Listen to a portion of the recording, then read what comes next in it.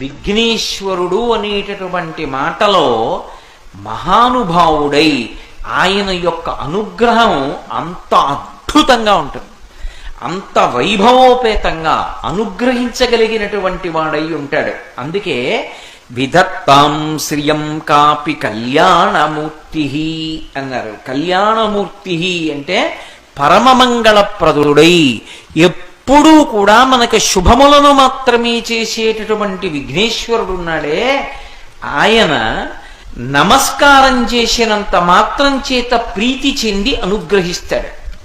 అలా అనుగ్రహించేటటువంటి కళ్యాణమూర్తి నాకు ఈ శ్రియం అభివృద్ధిని, నాకు ఈ 16టిని ఎల్లవేళలా ఇచ్చి నన్ను కాపాడుగాక.